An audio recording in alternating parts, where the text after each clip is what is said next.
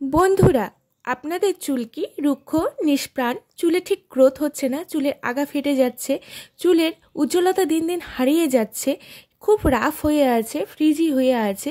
তাহলে আজকে যে আমি মাস্কটি আপনাদের সাথে শেয়ার করছি সেটা ব্যবহার করলে এত ভালো উপকার পাবেন যে চুলের রুক্ষতা ঠিক হয়ে যাবে, চুলে প্রাণ ফিরে পাবে, চুলের উজ্জ্বলতা যে হারিয়ে যাচ্ছে দিন দিন, রাফ হয়ে যাচ্ছে, ফ্রিজি হয়ে যাচ্ছে, সেটা কিন্তু অনেকটাই রিমুভ করতে সাহায্য করবে। সেটা যে একদিন ব্যবহার করলে হবে তা না, মাসে অন্তত 2 দিন ইউজ করে দেখুন যে আপনাদের হেয়ারে কতটা ভালো রেজাল্ট আসে আর কতটা চেঞ্জেস আপনারা দেখতে পারেন আপনাদের হেয়ারে। তো আজকের ভিডিওটা যদি আপনাদের ভালো লাগে তাহলে অবশ্যই লাইক শেয়ার করবেন এবং নতুন হলে সাবস্ক্রাইব করতে কিন্তু ভুলবেন না। চলুন ভিডিওটা স্কিপ না করে দেখে নেই পুরো প্রসেসটা কী কী লাগছে এই মাস্কটি তৈরি করতে। প্রথমেই নিয়ে নেব হচ্ছে এক ডিম। আমি এখানে একটা ডিম নিয়েছি, যেহেতু এটি আমার মেয়ের চুলে অ্যাপ্লাই করব সেহেতু আমার একটাতেই হয়ে যাবে। তো এই ডিমটা এখানে সাদা অংশটা আমি নিয়ে নেব, কুসুমটা নেব না, আমার এখানে সাদা অংশটাই লাগবে। ডিমে থাকা প্রোটিন চুলের স্বাস্থ্য ভালো রাখে, চুল রুক্ষ চুল সিল্কি করতে সাহায্য করে, চুল নরম ও সতেজ রাখে। আমি নিয়ে নিলাম তারপরে কোকোনাট অয়েল, নারকেল তেল। এখানে নারকেল তেল 3 টেবিল চামচ নেব। নারকেল তেলে চুলের পুষ্টি যোগায়, ময়শ্চারাইজড করে, রুক্ষতা শুষ্কতা দূর করতে কিন্তু সাহায্য করে আমাদের নারকেল তেল। এই পর্যায়ে মিশিয়ে নেব অ্যালোভেরা জেল। আপনারা চাইলে গাছের অ্যালোভেরা নিতে পারেন, আরও ভালো হবে। এখানে 1 টেবিল চামচ অ্যালোভেরা নিয়েছি।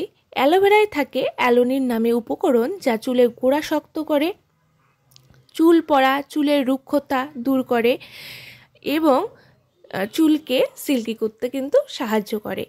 এরপর নিয়ে নেব অলিভ অয়েল। অলিভ অয়েল আমাদের চুলের জন্য অত্যন্ত উপকারী একটি তেল। এটি নিয়ে নেব হচ্ছে 1 টেবিল চামচ। এরপর এখানে আমি অ্যাড করছি apple cider vinegar. Apple cider vinegar স্ক্যাল্পের খুশকি দূর করে, এছাড়া নানান সমস্যা দূর করতে সাহায্য করে। চুলের জেল্লা ফিরিয়ে দেয়, চুলের রুক্ষতা দূর করে এই অ্যাপেল সিডার ভিনেগার।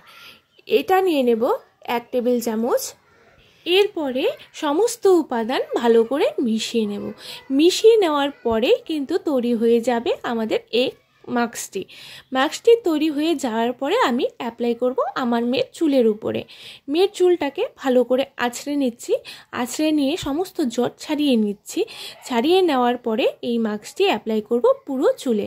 প্রথমে স্ক্যাল্পে লাগাবো, তারপরে পুরো চুলেই মাখিয়ে দেব, গোড়া পর্যন্ত, আগা থেকে গোড়া পর্যন্ত। মেয়ের যেহেতু পুরো সপ্তাহটাই স্কুলে কাটে, বাইরে পড়তে যায়, ধুলোবালি ময়লাতেই বেশিরভাগ সময়টা কেটে যায়, চুলের উপরে কিন্তু এর প্রভাবটা অনেকটাই পড়ে, কারণ সেরকমভাবে চুলের যত্নটা নেওয়া হয় না।